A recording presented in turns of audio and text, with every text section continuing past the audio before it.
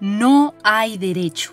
Una exclamación cotidiana en la vida de los venezolanos, un eco constante y sin respuestas.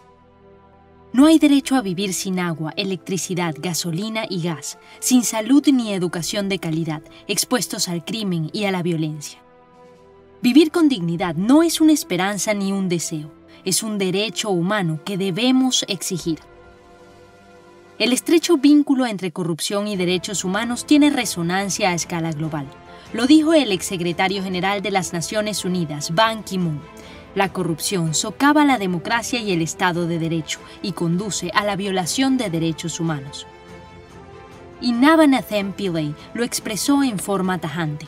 Seamos claros, la corrupción mata. El Corruptómetro Venezuela ha identificado 236 casos de gran corrupción, de los cuales solo en 114 se conocen los fondos públicos comprometidos. El monto supera los $52.000 millones. Con esa suma, en Venezuela se habrían construido 593 hospitales especializados, 194.000 escuelas de educación básica y 21 represas hidroeléctricas, más que suficientes para abastecer el país. Todo esto le hubiera dado a los venezolanos condiciones de vida dignas y más oportunidades, pero la gran corrupción reinante en el país ha deteriorado y destruido muchos sectores, siendo el de la salud uno de los más afectados. La asignación discrecional de contratos a empresas recién creadas o sin experiencia, la compra de equipos que no se instalaron, adquisición de insumos con sobreprecio y compra de medicinas vencidas o no requeridas son algunos de los mecanismos de corrupción identificados. También se registraron casos de facturación de cantidades superiores a las recibidas, hurto y desvío de material, forjamiento de documentos, venta de medicinas e insumos de distribución gratuita y contrato de obras hospitalarias inconclusas. La pandemia sorprendió al país con un sistema de salud agonizante. Pero este sector no es el único afectado por la corrupción. De millones de personas con necesidades humanitarias en Venezuela, 45% tiene restricciones severas de acceso al agua. En 2019, un tercio de la población se encontraba en inseguridad alimentaria.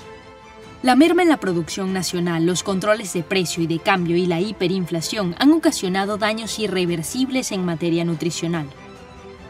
Los grupos más vulnerables dependen de las cajas de comida que vende el gobierno a precios regulados y que se han configurado como un claro mecanismo de control social sobre el que pesan graves denuncias de corrupción.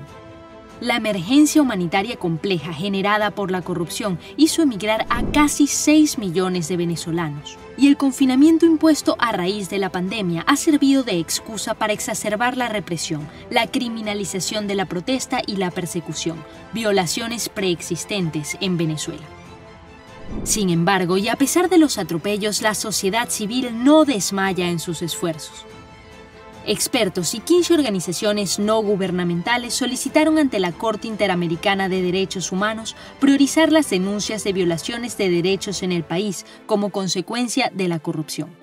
Allí plantearon sus exigencias al Estado, dirigidas a garantizar la transparencia en el manejo de los recursos públicos destinados a proteger la salud y la vida de los ciudadanos, especialmente en el actual contexto de pandemia, y el cese inmediato de las persecuciones y amenazas contra el personal de salud, periodistas y pacientes que se atreven a denunciar.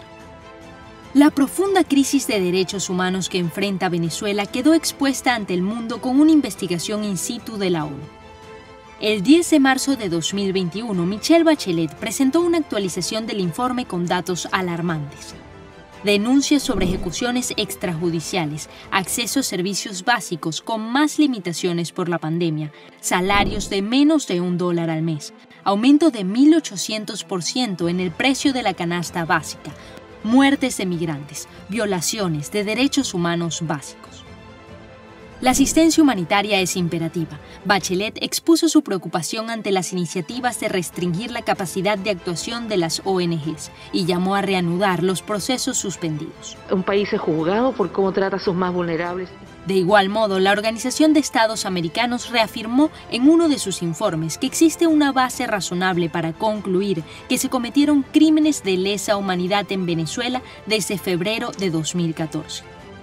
Mientras la ONU exhorta a los países a que los derechos humanos sean la guía de la reconstrucción post-pandemia, en nuestro país debemos seguir luchando para erradicar la corrupción, pues solo eso garantiza el cumplimiento de los derechos humanos.